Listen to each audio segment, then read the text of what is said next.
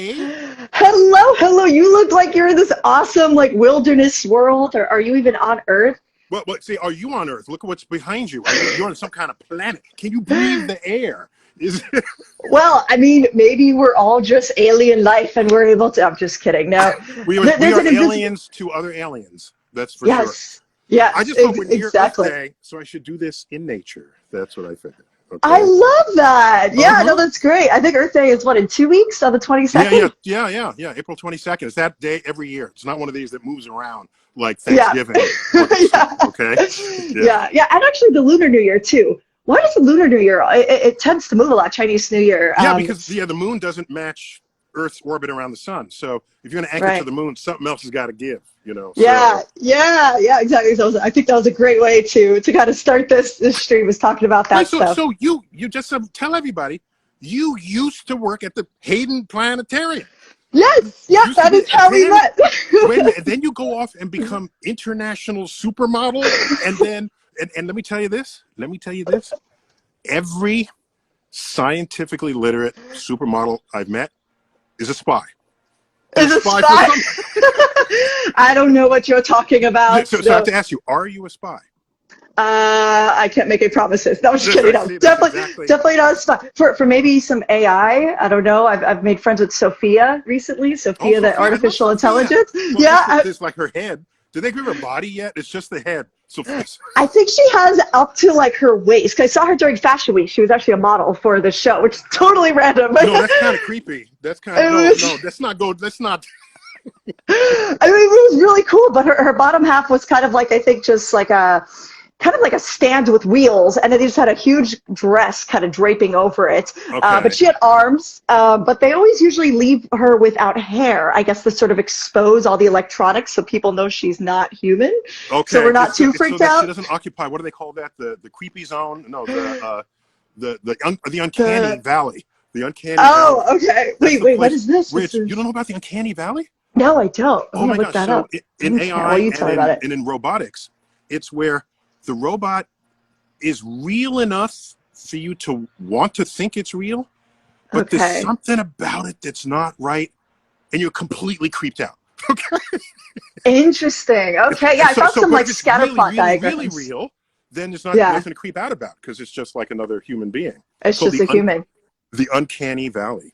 Uncanny Valley. I think we're gonna do like a deep dive in that one day. Yeah, I'm excited definitely to look put into that that. on your Yeah. list. But now I Yeah. feel like underdressed because you told. Usually I'll have a cosmic tie or my vest. That's as Yeah. far as I go, and you are out of control, girl. Just saying. Just next level. I mean, honestly though, your Starry Night tie, I believe it's a tie that you have. And is it also a blazer, kind of like a tuxedo? Or So is thank that you. I the have 5 Starry Night ties of different wow. sort of different segments. Would Van Gogh have appreciated this or not? That we cut and pasted to fit all the cool stuff in one Yeah. vertical slice. But Yeah. but the so I have multiple Van Gogh ties, and one hand custom made Van Gogh vest, and that Okay, I one's think I've seen these. it's in your I think face. that's different than, okay, so you got actually just your suit on here, but I know that one of your photos on some of your books is, it's like the celestial sun and moon, kind of Oh no, old I got school don't get style. me started on that. I'm Yeah. just saying, I'm just not as out of control as you are. Okay, every video, every now it's at least in this photo. Is this like Yeah. reversed on this? How do I Oh unreverse yeah, this? it does that. It just does it. It's the mirror I effect. can't reverse it. Okay, No, good. the only reversal camera part, it'll actually show you the other direction. So if Okay, you wanted to okay, put it in front of your other camera lens, like, let's see, I can do this. okay. So here's the point. So like that. There you Then, go. Okay, then it would work. So that's great. yeah.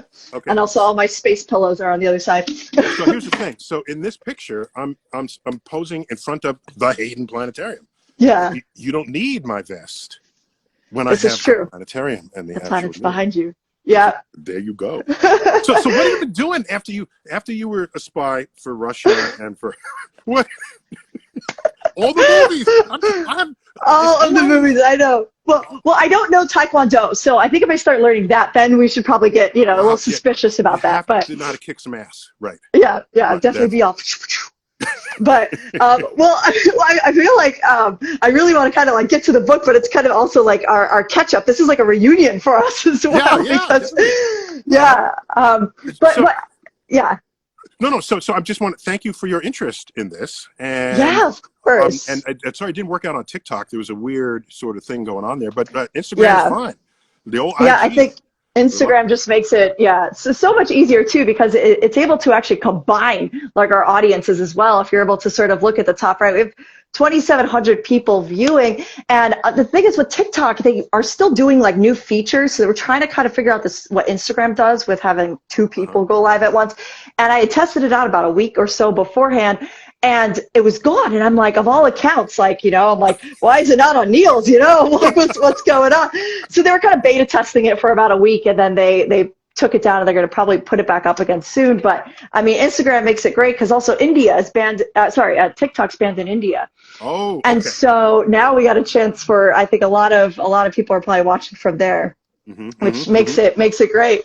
But okay, wait. So going back to kind of like space fashion, that was actually a question from one of my friends. She works in the communications office at NASA, and she started 3D printing kind of like all the space jewelry. So her name is Erin Winnick. Nice. Hubble Space Really Telescope. cool. Hubble Right Space Telescope, and then she got these really cool atom earrings. And she had a specific question, which was, what would be your favorite piece of space style that you have in your closet? Would it be the Van Gogh tie or vest? Okay, so yeah, I have 115 or so cosmic ties. And by the way, I have a aesthetic threshold, like Okay. no Star Trek, okay, or something. Wait, what? No, I'm sorry, no, not Why? for my tie. Oh, okay. I'm not wearing Captain Won't Kirk judge. in the face. I'm not doing that. So and also I don't like photographs. I want to see how the artist conveys it. So take Van Gogh, The Starry Night. You know that's not what he saw, but it's what he felt. Yeah. And if I'm going to reach to an artist, I want to be able to see through the eyes and emotions of the artist how they experience the world. Then I will value that.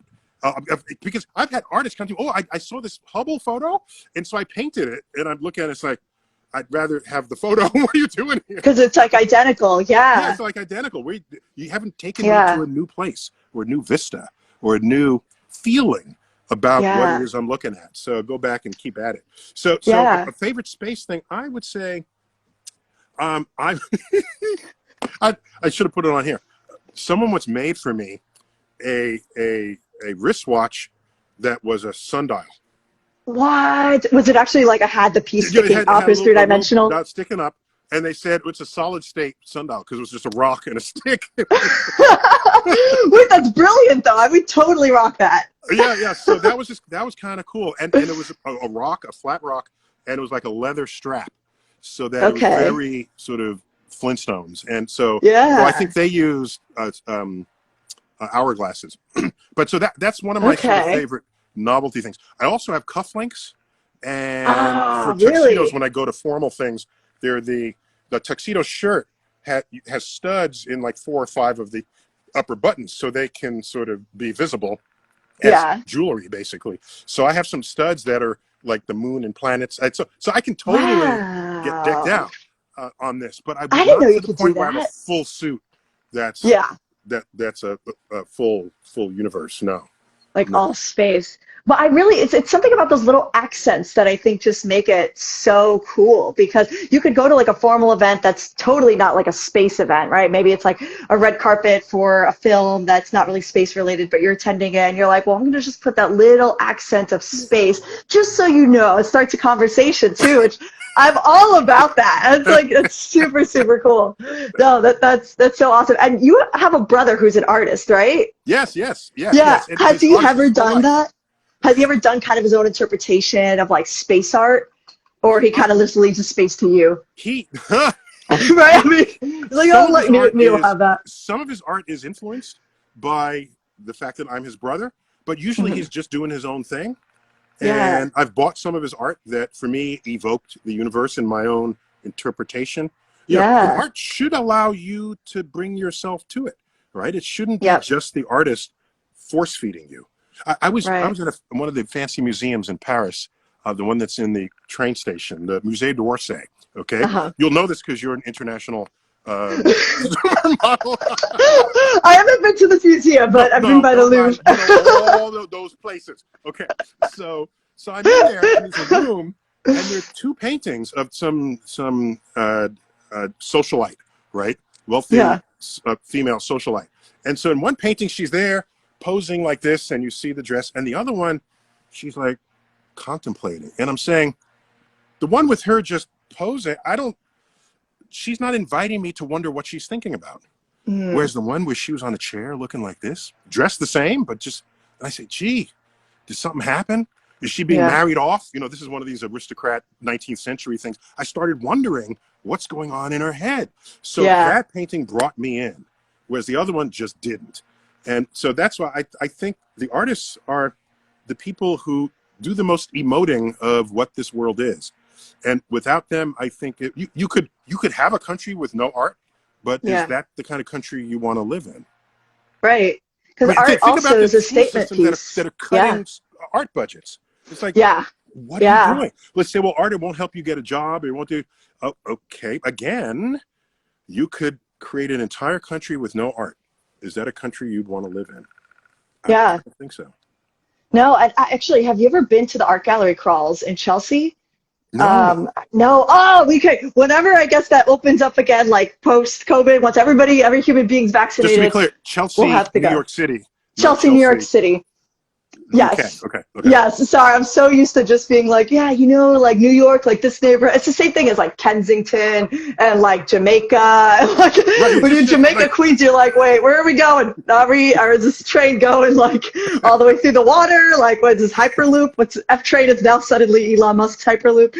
But no, so the gallery crawls are just so awesome. And it's usually every Thursday from 6 to 9 p.m. And it's just open to the public, and so many people, all walks of life, ages, careers, go to this, and it's just so extraordinary. It's like 5 or 6 buildings, and you're really like, they have complimentary wine. The artists are just kind of bringing that to try and sell their art, but you meet so many different people, and you see so many different types of art, photography, and everything. And I think it's right where I guess you're sort of talking about, where you have your own interpretation of that. And I think that can actually almost probably really inspire a lot of entrepreneurs to almost go into their own direction of probably building up a company that's inspired by, this line of photography about a place in another part of the world that maybe no one's ever been to.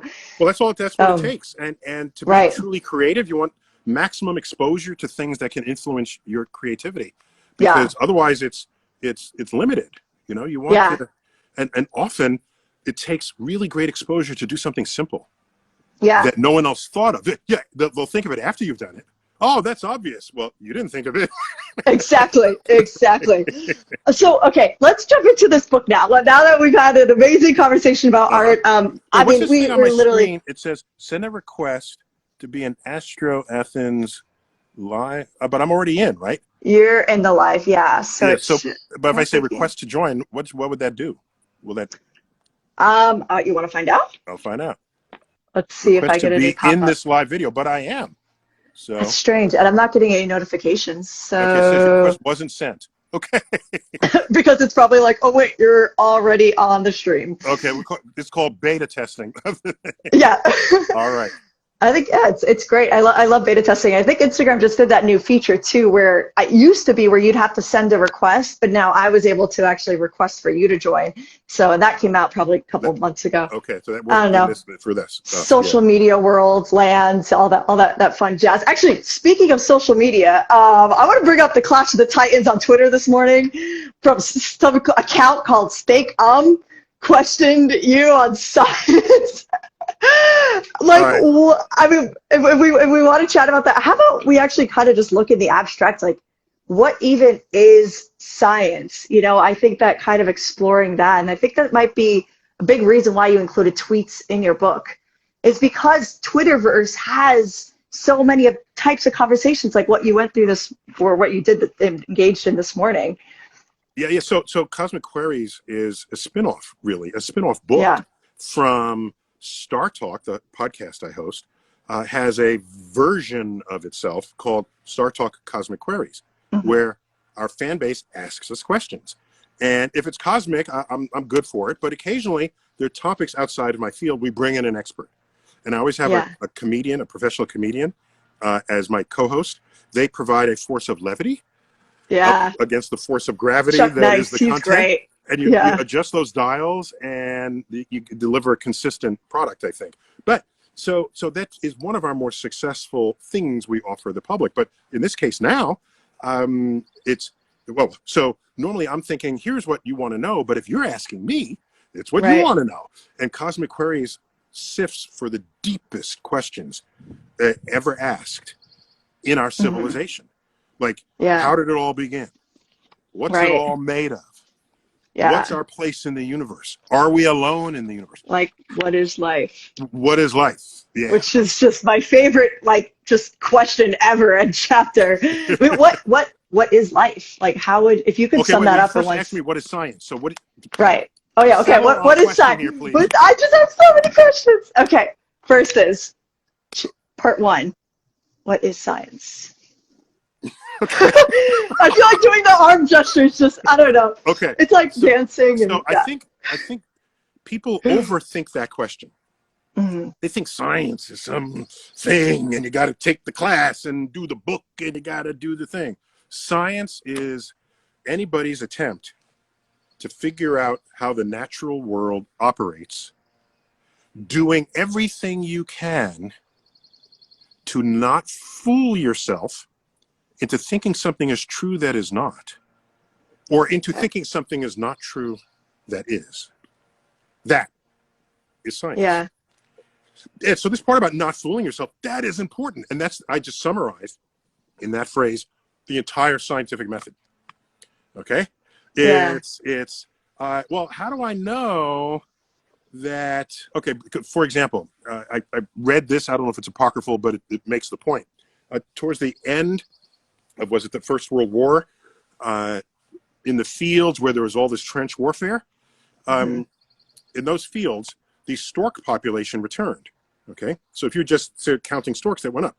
At that same time, the birth rate went up in the neighboring town. Wow. Clearly, storks are bringing babies. Is that where the whole thing started? I was like, whoa! I'm like, okay, I know my mind was gonna be blown today, but not about storks. I mean, so that's a hypothesis, and so then you have to say, all right, is it actually true?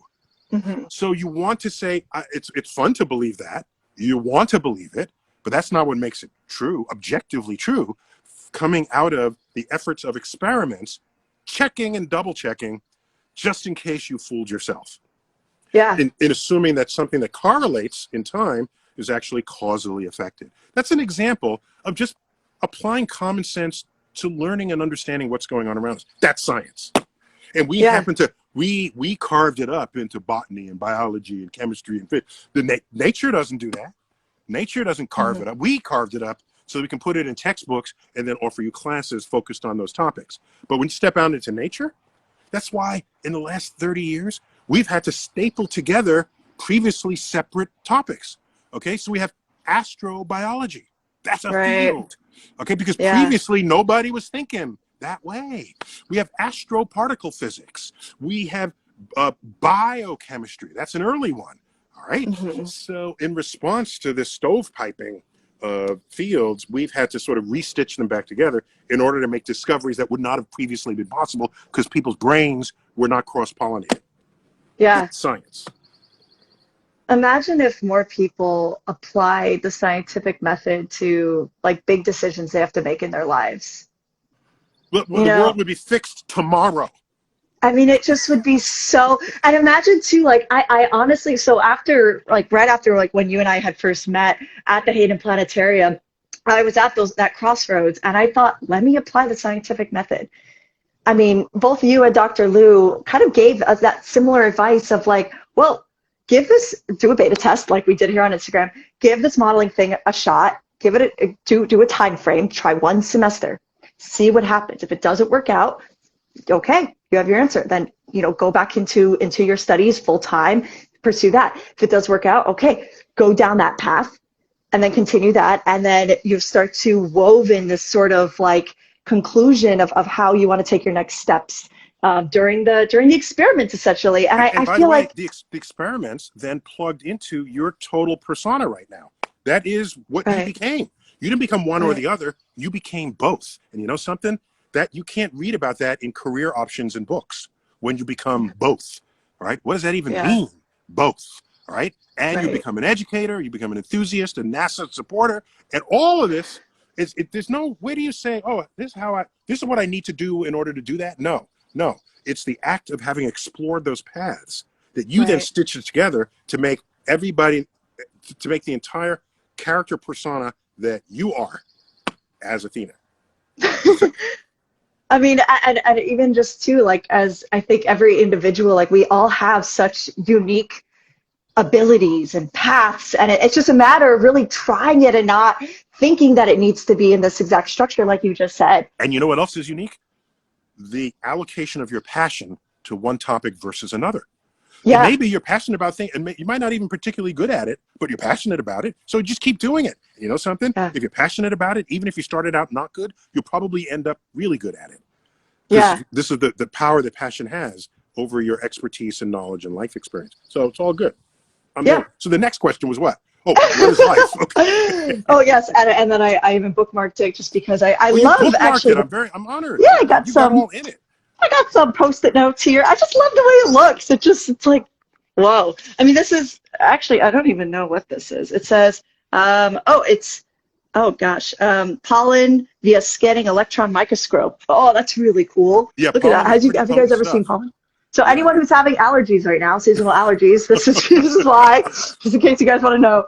It's But yeah, allergy what is season. life? Yeah. Allergy season.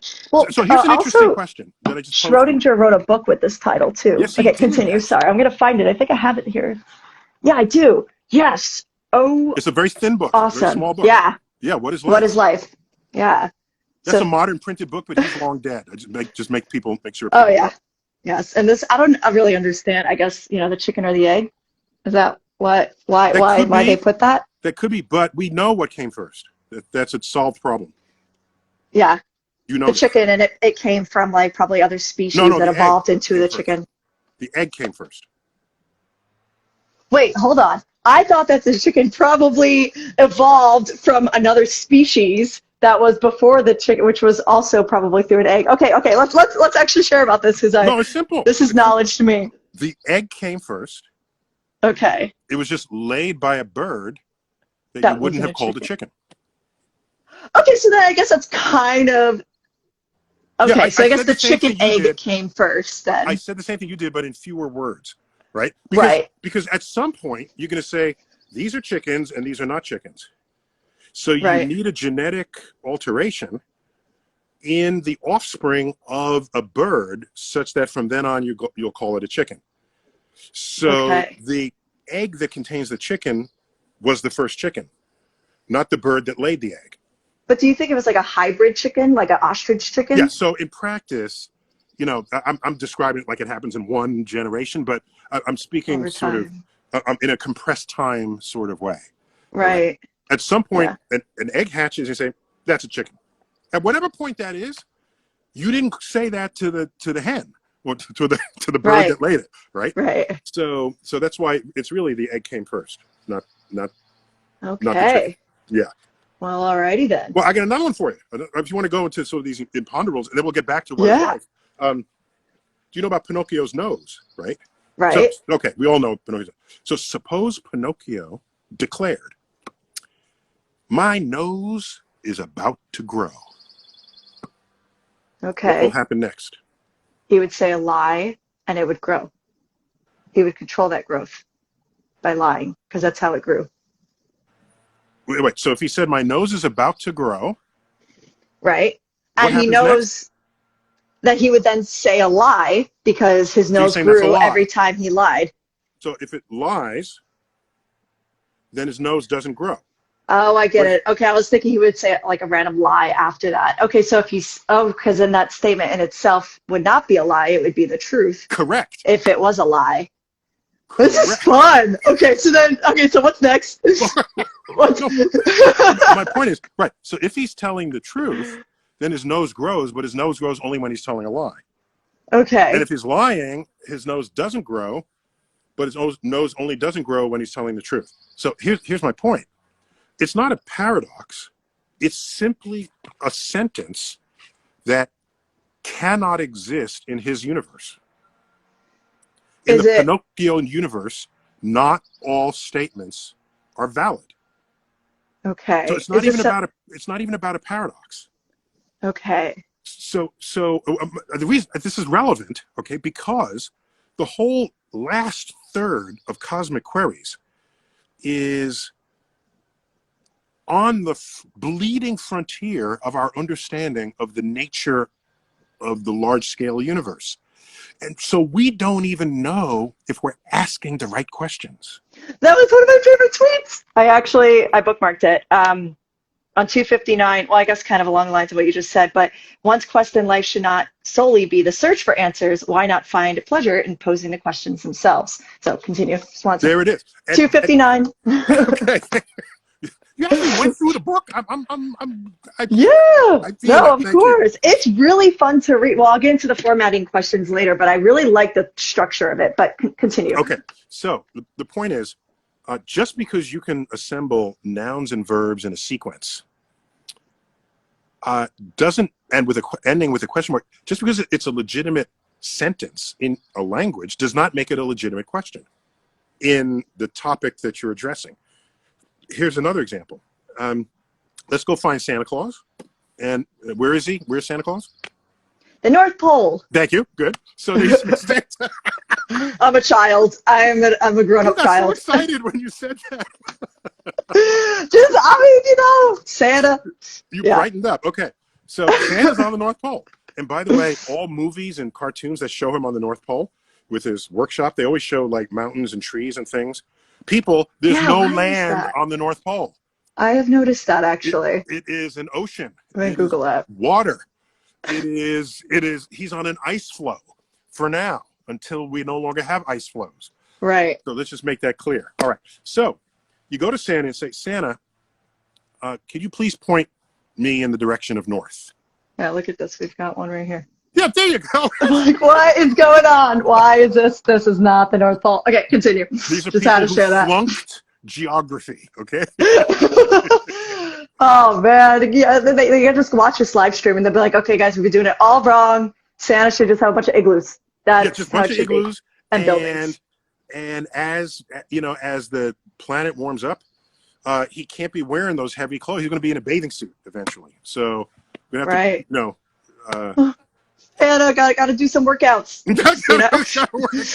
Gotta get those protein cookies from Mrs. Claus. Make them vegan. At every visit. Yeah. So, all right, so here's the point. So I go to Santa and say, Santa, please point me north. Mm-hmm. In every direction Santa points is due south. The very question, which way is north, has no meaning on the North Pole. Okay. So we know that because we're outside of that and we can see it. We understand the way we set up the grid. It is such that on the North Pole, you cannot travel north. You can't even travel east or west. You can only go due south in every direction you go. Point is, that's easy to see. The Pinocchio case is easy to see how the sentence has no meaning in those universes. But on the frontier, do we even know whether our question has meaning? If you're going to ask, what was around before the Big Bang? But if time, before implies time, and if time began at the Big Bang, the very question itself might not have meaning at all. Yeah. So we don't know. And so this book is a mixture of questions where we got good answers for you. Other questions that here's the best we've got, we're not sure. And still other questions like, look, we don't even know if we're asking the right questions. Let's give it a shot. And so this is an honest state of how science works on the frontier. And I was very happy to put this out there. Yeah, it's just, it's really just so, I think phenomenal to kind of just have these big questions that I almost want people asking these questions every day whenever they meet someone new. Imagine asking somebody new from a different place on the planet, wherever you travel to, like, what is life, and get their own sort of insight on that. I guess that sort of ties in with what you just said, where it's like the question is, it's not that it's irrelevant because it is, but I guess it varies sort of it just, yeah, I guess it just really varies. Well, it's one of the things, if you come at a conversation in a cosmic perspective, and it's with a complete stranger who's in a completely different culture, you know, Yeah. they've wondered, what is life and are we alone? Yeah. And that common denominator is, I guess if I weren't an astrophysicist, I would say it's universal. But most people, most time when they say universal, they mean Earth-wide, right? Right. Like Miss Universe, it's really Miss Earth, really. Miss Just Earth. Yeah, like what if there's like some alien species somewhere else having a competition? They're like, excuse me, we own we've already colonized the entire galaxy, so we're a bit more universal than you guys are. Right. Earth. You have a universal joint. You have Mr. Universe with big muscles. No, you're Mr. Earth. Mr. Okay? Earth. I Yeah. kind of like the sound of that though. Like, yeah, Miss Earth rather than Miss Universe, or Mr. Earth rather than Mr. Universe. I think it has like a pretty cool ring to it too, and have like the what is it? The entire human race flag, the flag of Earth. Right? I mean, just that. Imagine that. Like, I actually wonder if they're crowds with it. It's more specific and more. I think it's more authentic and honest. Yeah. About it. Yeah. Although you do wonder if they had Earth sort of flag. Miss Mars, whether on Mars they're saying, if the Mars contestants say, "I want world peace." Then it would be like Martian peace. Martian peace, yeah. Martian. Why is that world is only relevant to Earth though? Why can't world be for other planets as well? It used to. Well, no. Sorry. Let's back up. World used to mean everything. Okay. Right. Or other. So the fact, War of the Worlds, the novel by H.G. Wells, was a war between Martians from Mars and Earthlings from Earth, and these are worlds. Okay. And so Galileo has a book, Dialogue of Two Chief World Systems, and this was the world was, how is it all configured? So world, capital W, can mean the sun, moon, star, and planets and everything. Okay. So world is a very loose word in that regard. So it's not a problem. Interesting. So world was more like universe, Miss Universe. It'd be like Miss World then. Because that's kind of what's being implied by even the competition, the pageant. Yeah. Right? Yeah, but I would still keep it Miss Earth. Miss Earth. It does sound, I mean, I just like picture kind of like, I don't know, just all like earthy vibes. Kind of like your background right now, actually. Just being there, like when someone gets crowned. Like, which, by the way, did you see the Earth flag that would go to Mars? It's actually really cool. I didn't know this was the Earth flag. No, I didn't know. I just That's the did first a time quick I've Google. ever seen it. Are you sure about that? The international flag of planet Earth. Looks like someone got sort of compass happy with that geometry tool, and they just kept making circles. Yeah, no, it's interesting. Well, we won't go into a rabbit hole on that right now, but even though we could just probably go on so many different tangents. But no, that's interesting. Did you have any other final thoughts about what is life? Yeah, so here's an interesting thought. Every time we try to define life, keep in mind that it is fully anchored on life as we know it. Right. So we would say, okay, life has a metabolism, which means you process energy, you can reproduce, you can change from one generation to another. Maybe that's not a prerequisite, but it's a feature of all life as we know it. And so if those are our definitions and we start looking elsewhere, what do stars do? Stars consume energy. Stars are born, live out their lives, and die. Stars send gas to other gas clouds and give birth to other stars. Stars fulfill nearly every criterion people have laid down to the question of what is life. But none of us would say that a star is alive.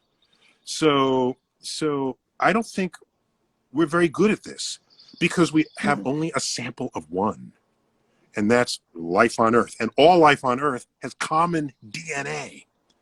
So we think we're diverse, right? Yeah, you look different from a banana, but you have 40% identical DNA with a banana, okay? When you look at the biochemistry of life, you want to think I had no idea. You want to believe you're different. Okay. That's actually, it's funny. My makeup powder from Fenty Beauty, which is Rihanna's brand, is banana. That's the color of the skin tone I needed for my face. And it's funny. It's actually called banana, which is hilarious. So yeah, Okay, have a that's what I'm lot more saying. in common. So, and of course, chimpanzees, it's 98, 99% Right, identical DNA. And then people say, well, what a difference that 1% makes. This right. is our hubris speaking, because we want to not be the same as other animals. What a that 1%, we have the Hubble telescope in poetry and art and philosophy. Yeah, Yeah, and so, but pause for a minute. Maybe the difference between us and a chimp is as small as that DNA difference. You say, how could yeah, that be? What are you talking about? A smart chimp can stack boxes and reach a banana, right? A smart chimp might, put up an umbrella like our toddlers can do. right. Yeah. Okay. How can you say that's not far away from the technology and the brilliance and the wisdom of building space vehicles? Well, consider if only 1% separates us from chimps, let's go on that same scale and throw that 1% to an alien.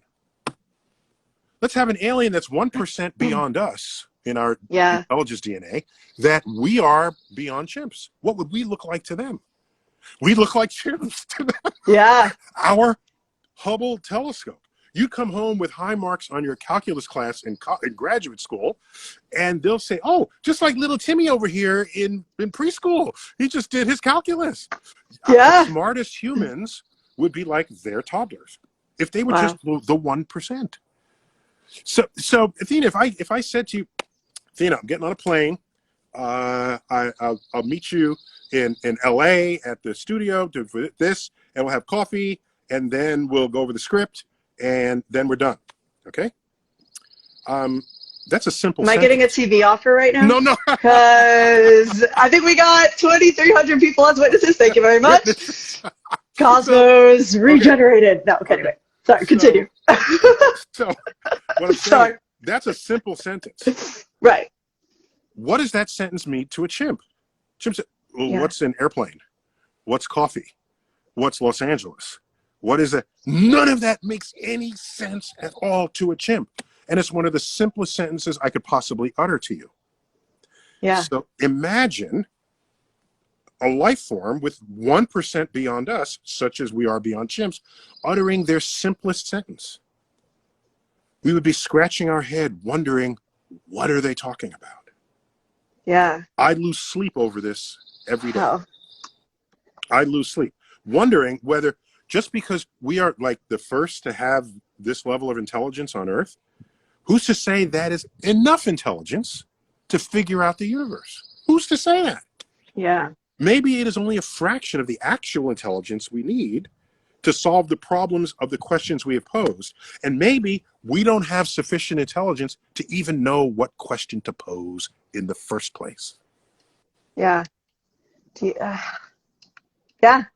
Are you in a rocking chair? Like my Are only, you yeah. in a rocking chair? It helps me think. Yeah. It's great. It's just, You get yeah, ready for when you're like the old makes lady me on the think, porch. oh, this is, oh, for sure. I actually was doing that when I was living in California. I had a cat too, which is coming.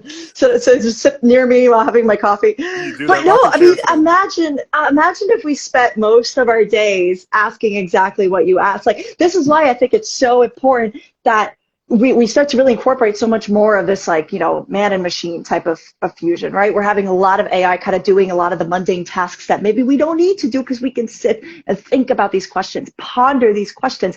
That would probably, hopefully, get to the whole next level of what, technological evolution, mental That's evolution? very wishful of you. Have you seen the world lately? Have you? Well, yeah, Wait. Are the people who think Earth is flat because they haven't had enough time to think about it? Do you really think this? That is so. Well, That is this so is why wishful it's of you. so important that we're doing this. I think that not only just obviously being on social media, being on television, but just like the ripples of generations. Like, there will be a point that, like, okay, how about we actually ponder why is it that some people are thinking this way? And I know a lot of people do, and it gets quite exhausting. But I think that as we, I guess just maybe that's kind of where we have to start thinking about what types of questions should we be asking. What you just said is understanding more about why some of our species does the things that they, So Isaac like ask the Newton, things that they do. you know when he did his deepest thinking? At his country house in Lincolnshire, after he escaped London during the plague of 1665. And he was there Wow. alone. And he didn't have HBO. He didn't have any other, Yeah. there was no All the distractions. Uber Yeah. Eats. There's no, and that's where he did some of his deepest thinking. Yeah. And so, Have you ever done something like that? well, I wanted, when the pandemic hit, I know I'm very mobile. I'm very remotable. And the pandemic, I said, okay, if I'm not going to leave these four walls for months, maybe I'll do something brilliant. I said to myself, but but there's the urge, I have to catch up on my Rick and Morty, I'm behind on Stranger Things, and Yeah. so It's tempting. Yeah. I mean, so maybe the entertainment industry is hijacking our creativity, preventing us from having the future that my generation dreamed we would have by the year 2000, where everyone is in flying cars and monorails and motorized walkways and the like. Maybe that's it. Or we just solved a big problem. gosh, I can't imagine being like a teenager and thinking that, by this year, X amount of year, it's going to be flying cars. Like, I mean, I guess I personally haven't thought of that. Like, okay, by year, No, but we used to 20 do something. that all the time. All the time. That was an avocation. Wow. That's what we did. Yeah. How long would you have to wait before there's a cover story in a magazine? The city of tomorrow, the home of tomorrow, transportation of tomorrow, fashion of tomorrow, food of tomorrow. Everything was about tomorrow. Yeah. And that all stopped. You know when it stopped? When we stopped going to the moon. Yeah. The late 1970s, that all stopped. 1980s, nobody's thinking about tomorrow. What's the biggest thing we figured out in the 80s? Let's have a shuttle to boldly go where hundreds have gone before. Orbiting around the Earth. Yeah, just low Earth orbit nearby. I mean, a lot of I think great stuff did of course come out of the ISS, but like for instance, like Adidas sent up these shoes, like the memory foam. What totally side note, and they did a lot of obviously they do a lot of research up there. But I completely agree with you. That's a big thing that I think held back so much of just like taking big, bold, risky moves, just as like a collective species. That's something that I think a lot of people kind of stopped doing. And I think that just ended up hindering so much. And I mean, this is why I'm quite hopeful now. I don't know if you've seen how many companies have teamed up with SpaceX to send people, like civilians, like, those who aren't going through an astronaut program. Decades ago. Yeah. Decades ago. But hey, now it's happening. Oh, yeah. You mentioned memory foam? Yes. Okay. They advertised that it's sort of invented by NASA for space, and it cushions your body and all this. Okay. Because memory foam, you press your hand in and it uniformly supports your hand as your hand digs in. Okay. So I thought about that and I said, wait a minute. After the first 8 minutes of a launch, your weight is irrelevant. So what is the memory foam doing for the week that I am in orbit? I don't need foam at all. I don't even need a mattress. I could just that is. Yeah, actually, why did Adidas send up their new memory foam technology for these shoes? Actually, let me see. I think in here it has like a little thing that kind of talks. Did you just take off your shoe? Yeah. Just gotta read it. It doesn't say, well, obviously imagine it had the whole description. So this is the research that we did on the ISS, like right here. But I actually am curious though why it was that they sent this up there to sort of test out, because if you're in zero G, like that's totally irrelevant. You're not gonna have any pressure. On the memory foam. Well, I'm going to research that. I will let you know because I'm really curious about that now. But okay, hold on. So wait, you have questions from there are so many questions. Yeah, bring them in. So many questions. I took a whole bunch beforehand. So let me see. There are so many. Let me just try to choose one. I want to stick to kind of the book for now. One thing specifically was actually, what was your kind of decision behind the structure of the book. Something I think is really interesting, not only including obviously your tweets, but the little bullet points, little factoids. It makes it, I think, so much more fun to read than sort of a standard chapter book. And I think it just makes it just, yeah, a lot more fun. Is there like a science communication, insight, knowledge you want to Yeah, share about? thanks for asking that. Thanks for noticing that and for asking that. Yeah, the book is, there are chapters, but they're framed. So as the chapter moves forward from one topic to another, there are sort of bits of information. For example, we talk about the origins of knowing how big the universe is. And Yeah. those pivot on work done by women at the Harvard College Observatory 100 years ago.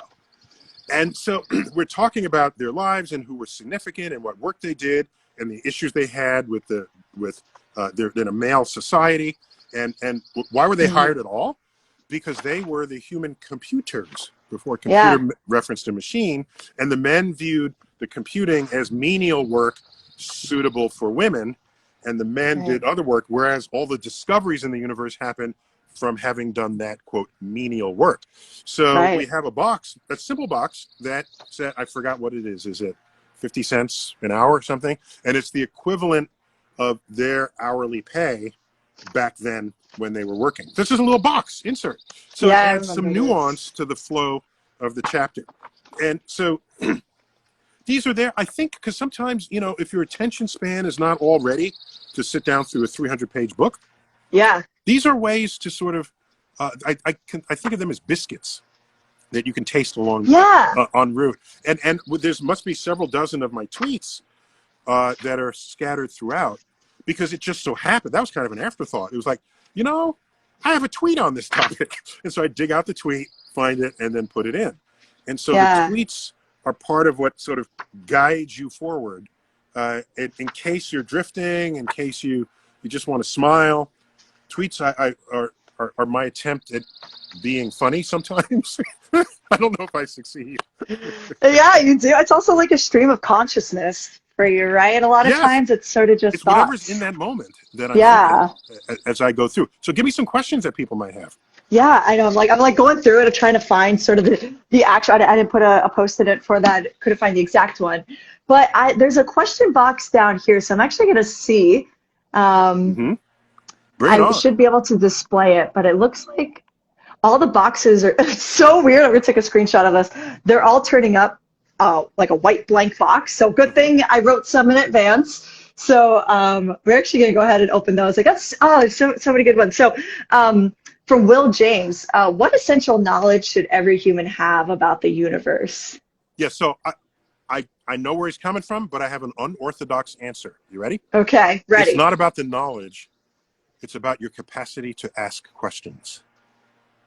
It implies that I have this knowledge, so now I am ready for the world. Well, the world is advancing every day. Our understanding of the world is growing.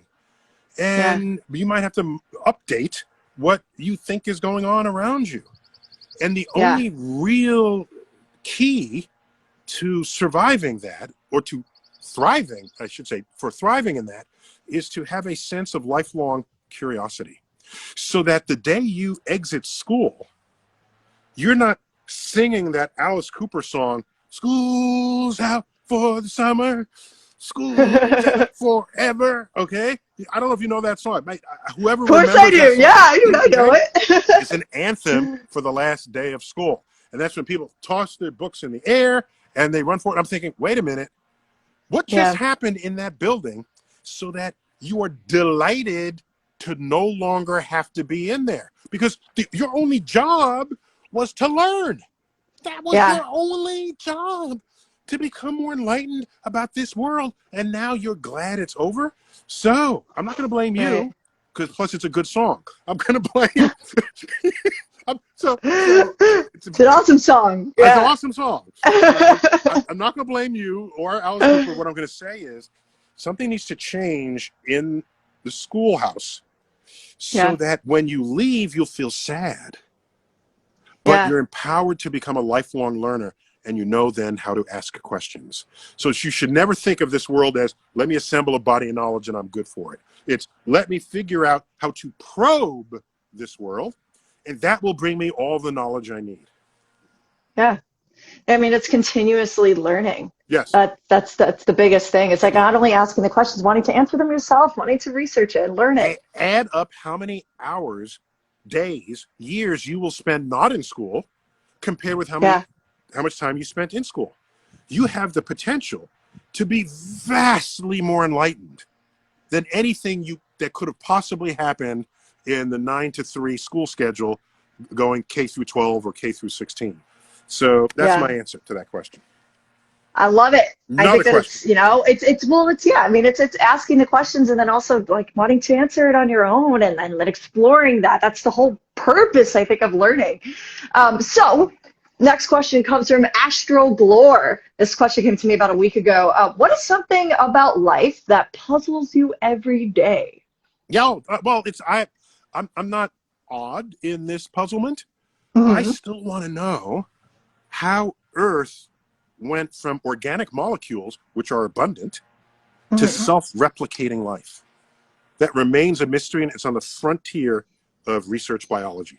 So that's what's most mysterious to me. Plus, I want to know whether the intelligence we have assembled in our fat heads, because we have the largest head to body weight ratio of any animal there ever was, I want to know, is that sufficient brain power to contemplate all that needs to be known in the universe? It's similar to what I had commented before. I want to know, it's related to our life. And Yeah. here's the most intriguing thing for me about life. Did you know that we... Oh, lost audio. Wait. Okay. Oh, lost Sounds like audio, you're back. sorry. There we go. You're there. You're there. Now? Nope, it's You're good. back in? Okay. Yes. Perfect. If you look at the tree of life, Hmm. the branch that led to us separated from the branch that became mushrooms later than the common ancestor of we and mushrooms separated from green plants, Whoa. which means we and mushrooms have more in common with each other than either of us have with green plants. Just saying. Wow. That could be why mushrooms have Right a on. special relationship with our brains.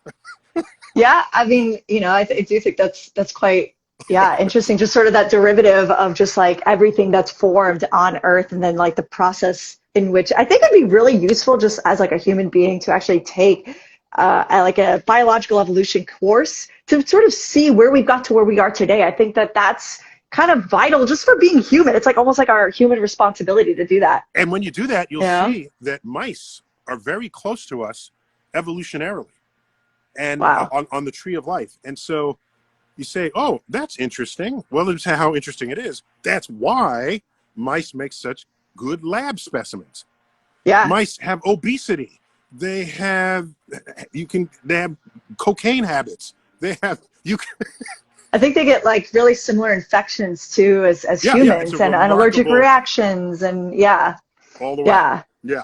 So really fun statement from Sebastian Leon. He goes, pair food and music. Go. Oh, oh, That's really fun. oh, oh. Food and music. So here's what's interesting to me. We, as these biological entities called humans, have 5 traditional senses, right? Touch, smell, sight, hearing, and taste. Okay? Hmm. Look at what we do in our lives, in our civilization, to serve those senses. Okay? People will spend millions on art to just look at. People will spend hundreds and hundreds of dollars at a fancy restaurant and just as much on wine just to taste. People will have music collections of thousands and thousands of musical uh, uh, songs just to listen to. So our senses matter a lot to us because they're access to our senses of pleasure and Hmm. enjoyment. So to say what music would go with food, let me go one step further. Okay, I like wine at the right meal. The best Italian wine I've ever had was in Italy. on this mountainside, and there's a gorge, and there's a waterfall, and then the waiter comes out speaking Italian, and there's a mandolin, and I'm thinking, this is just right. This moment Yeah. is feeding the senses in a way that a very deep and long culture has honed. That probably wasn't the best Italian wine I've had ever, but in that moment, that's the one I remember the most. So when you want to talk about wine and food, if I'm going to have an Italian dish, be it lasagna, even just pizza, I'm going to pull out an Italian wine. Yeah. Just to be right by it. And do you know what Galileo said? Galileo, one of the more famous Italians out there, of many, including Leonardo da Vinci. Galileo said, I'm paraphrasing, but this is the gist of it. The sun manages to keep the planets orbiting in their appointed paths, yet somehow manages to ripen a bunch of grapes as though it had nothing else in the world to do. Galileo. That's so great. And wasn't he Italian? Galileo Galilei.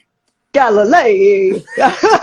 Totally Italian, yes. Yeah, exactly. Right on That's what down I'm to saying. run-in That's with the Pope in Rome. Yes. yeah, Okay. that's exactly the point. Is that of course it would be grapes that you'd be talking about because wine derives from grapes, as you obviously know, and it just of all I'm just people saying. to say that, of course, it'll either be him or I guess maybe Sinatra. Or which, by the way, you didn't answer the music. What music? You were saying Italian food and a red wine, but what music? What would you pair that with? Oh, I like chamber music with food. Okay. Yeah, not hard rock, because, some music can give you indigestion. It's sometimes in the day versus other times in the day. I like Ah, chamber music. A select few instruments, yeah, no vocals, because I want to have a conversation with others assembled. So, yeah. so no madrigals or anything, just simple instruments with welcomed company, a nice bottle of wine befitting the nationality of the food. So I'm just maybe just chamber music, I would say. Yeah. Handel's water music. How about that? Okay. Handel's water music. I'm gonna write that down. I don't know if I've In, ever in, in heard that. fact, Water I music. I got married to Handel's water music, the hornpipe, which is one of the movements. Ah, Hornpipe, H-O. I love And it. if you ever hear it, Yeah. just listen to it. Imagine it's not so much a march, but it is music that has you move forward, and it's delightful, and it's very playable. So the Yeah. hornpipe, All right. I Handel's love water that. music. Okay. I'm gonna listen to that later. I would play it now, but I think it might have copyright things, so I probably Oh, won't okay, won't, okay. won't be sharing that this time. Uh-huh. So we have got about 1 minute before Instagram might try to kick us off. Oh, ooh. But I think that the final question that I want to go with is, it's so good. It comes from Michael Elia, who asks, almost a decade ago, you gave a beautiful answer to the question, what is the most astounding fact? You tell a story about how each of our atoms came from the heart of an exploding star and then speak to the underlying connection that we all share. This question is twofold. Almost a decade later, I'd like to ask you again, what is the most astounding fact? And how might that scientific perspective and understanding provide connection and common ground in this time of social and, well, racial division? Wow. Well, let's hope Instagram stays beyond the 1 hour. Maybe I there's a know, it's still going, so I guess they don't do that limit anymore. okay. All right, let's just keep on going. I'll talk Yeah. fast, okay? Okay. So that video, the most astounding fact, has got like a zillion YouTube views. People, it was just me speaking, but creative people, turned it into a striking video of Yeah. beautiful imagery from nature and the universe. And so I tip my hat to those who were inspired enough by what I said to take it up a notch and make it a Yeah. visual as well as auditory experience for the viewer. So that fact is that our atoms are traceable to the crucibles in the centers of stars through undergoing thermonuclear fusion, made heavy elements out of light ones.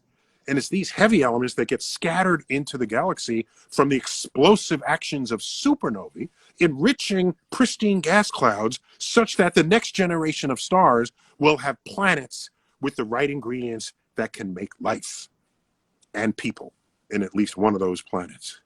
So What that means is we are connected to the cosmos in a deep and fundamental way.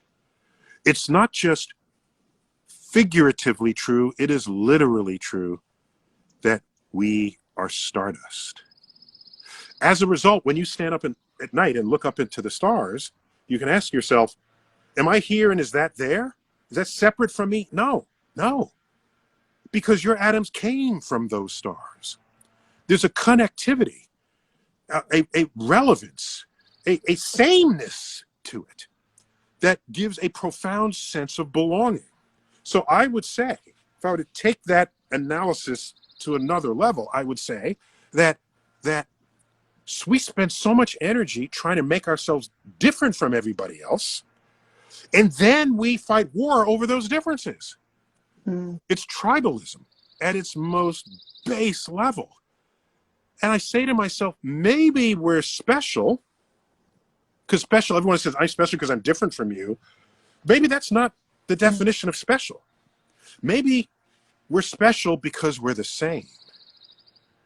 Maybe we're special because all of us on Earth have atoms traceable to those stars. Not only that, we are connected to all life on Earth in the tree of life. So we have a kinship with the biosphere through our biological forms. We have a kinship with the planet through our chemistry. We have a kinship with the universe through our atomic constitution. All of this tells me that when I look up at night, I don't feel small, I feel large. Because I am connected, and so are all of you, and are the blades of grass on the lawn are connected to the cosmos together. That is a cosmic perspective like none other. And that came to us in 1957 in a research paper that explored and decoded and discovered this fact, that we all come from stars. You haven't heard of them. Why? Because there are 4 authors and it took 10 years, and screenwriters don't write movies about 4 authors that take 10 years to make a discovery. The public still thinks that most science happens by the lone genius burning the midnight oil saying Eureka.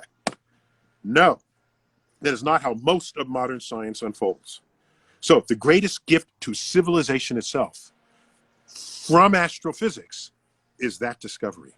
And if that can't make us all hold hands, I don't know what will. All I have to say to that. Oh. You got a soundtrack? I got a soundtrack. I had all these sounds. I completely forgot to use all of them too. That was just so great. I think also too, like if we were to wrap there, I think that might be like a really, really great spot. And I think I don't know what I can follow that with. I mean, I think that really sums up beautifully, like not only the reality of what we are, but also too our interactions with each other. And especially too, as science communicators, I mean, especially whenever first time I met you, and I think every person you ever meet and your books, whoever reads it, that's kind of the underlying, I think, concept and gain that they get from your words and from each other, from our universe. And so I think that definitely is yeah, I would say probably a great place to sum up. That's where I would do it. And I'd be delighted one day to have you as a guest on Star Talk. We're thinking of doing a show. I would love to. Just Okay. all the people out there who are on the educational science ed landscape. And there's like a whole contingent. So you will come and represent that whole contingent and tell us what everybody's doing and how and why, what the challenges are, and we can compare notes. So I would love that. Okay, we've got 2,100 people as witnesses, so I will follow up to that for sure. I promise. That's great. Seriously, that makes me so happy, Neil. Thank you for that. I'm so happy. Thanks for having me as a guest. Of course. And as a reminder for everybody, definitely go get your copy. And the book is actually printed in forward text, not backwards text, in case you were wondering. Oh, yeah. Well, imagine how fun that would be, just backwards tardigrade. Just, oh, yeah, you know. But yeah, so I'll share the link in my story for everybody. It's on Amazon.com, so you definitely can go ahead and order it there. And I think it's probably available in a bunch of bookstores too. But Very that's good seeing you that. again, Athena. Yes, you too, Neil. Thank All you right. so much. Bye, And bye, I'll everybody connect with out you in the there in the future. Yes, Instagram everyone. universe. Yeah, everyone online, say goodbye. Bye. Bye, everybody. Bye, Neil. Take care. Bye.